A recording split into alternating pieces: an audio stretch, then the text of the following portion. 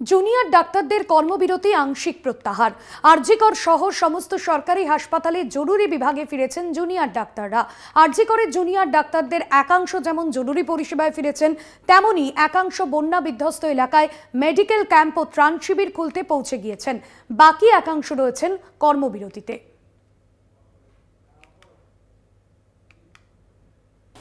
RG Kar medical college হাসপাতালের নির্যাতিতা তরুণী চিকিৎসকের ধর্ষণ এবং খুনের ঘটনার বিচার চেয়ে উত্তাল রাজ্য, গোটা দেশ। ইতিমধ্যেই সুপ্রিম কোর্টের শুনানি চলছে এবং সেই শুনানির পাশাপাশি 42 দিন ধরে আন্দোলনে সামিল ছিলেন, তারা অবস্থানে ছিলেন আরজিকর মেডিকেল কলেজ সহ অন্যান্য বিভিন্ন মেডিকেল কলেজ হাসপাতালের জুনিয়র চিকিৎসকেরা।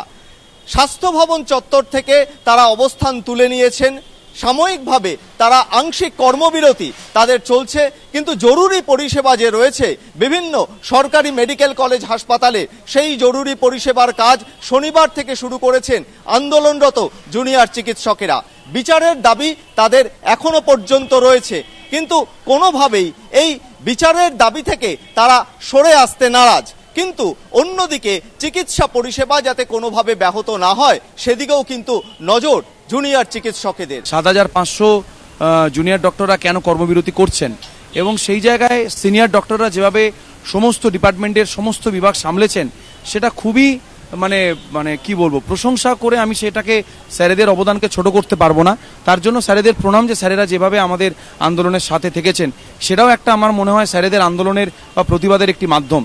এই মুহূর্তে দাঁড়িয়ে সাধারণ মানুষ যেভাবে এফেক্টেড হয়েছে ফ্লাড এরিয়াতে বা বিভিন্ন জায়গায়, সেই জায়গায় আমার মনে হয়েছে যে আন্দোলনে সাধারণ মানুষ যেভাবে পার্টিসিপেট করেছেন, সেই জায়গায় আমাদের মনে হয় এখন এই মুহূর্তে সাধারণ মানুষের পাশে দাঁড়ানো খুব প্রয়োজন। ইনফ্রাস্ট্রাকচার রিলেটেড যে দাবিগুলো ছিল বা থ্রেড কালচার রিলেটেড যে দাবিগুলো ছিল, যেগুলো সরকারের কাছ থেকে পাওয়ার কথা, সেই জিনিসগুলো কিছুটা সময় সরকার চেয়েছেন। সত্যিই তাই, এগুলো ইমপ্লিমেন্ট করতে একটু সময় লাগে। সেই সময়ের মধ্যে যদি দেখি যে সেগুলো কোনো রকম কিছু সদর্থক ভূমিকা পালন হচ্ছে না, তাহলে কিন্তু আমরা আবার কমপ্লিট সিজওয়ার্কে যাব। বিভিন্ন দূর দূরান্ত থেকে যে সমস্ত রোগী এবং তার পরিবারের মানুষজন চিকিৎসার জন্য সরকারি মেডিকেল কলেজে আসছেন, তাদের যাতে কোনোভাবেই কোনো অসুবিধা না হয় সেই বিষয়টি নিশ্চিত করার লক্ষ্যেই কিন্তু এই সিদ্ধান্ত নেওয়া হয়েছে।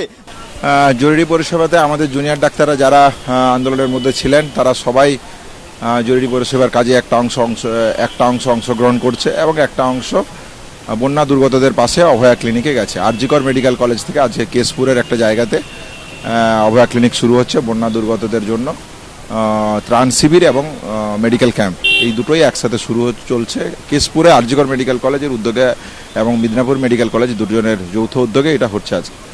কালকে আমাদের পাঁশকুড়া স্টেশন সংলগ্ন এলাকা থেকে বেস ক্যাম্প হবে ওখানে একটা, সেখান থেকে নৌকো করে ভিতরে বিভিন্ন জায়গাগুলোতে, রিমোট এরিয়াগুলোতে আমরা ত্রাণ শিবির এবং রিলিফ ক্যাম্প, সাথে সাথে হচ্ছে মেডিকেল ক্যাম্প, দুটোই আমরা করব। আরজিকর মেডিকেল কলেজ এবং সাগর দত্ত মেডিকেল কলেজের সাথে কিছুটা কথা হয়েছে, তারা যদি আসে তাহলে এই দুটো কলেজকে সামনে রেখে আর একটা অংশ আরজিকরের যারা জুনিয়র ডাক্তার আছে তারা আরজিকরের বুকে এমার্জেন্সি পরিষেবাটা কন্টিনিউ করবে।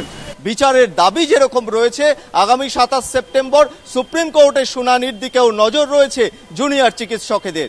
সব মিলিয়ে বিভিন্ন সরকারি হাসপাতালে রোগী এবং তার পরিজনরা যাতে সেই চিকিৎসা পরিষেবা পান এবং স্বাস্থ্য পরিষেবা স্বাভাবিক ছন্দে ফিরতে পারে, সেই লক্ষ্যেই কিন্তু জুনিয়র চিকিৎসকেরা তারা হাত মিলিয়েছেন এই স্বাস্থ্য পরিষেবায়। ক্যামেরায় আনন্দ চক্রবর্তীর সঙ্গে সত্যসুন্দর ভট্টাচার্য, কলকাতা টিভি।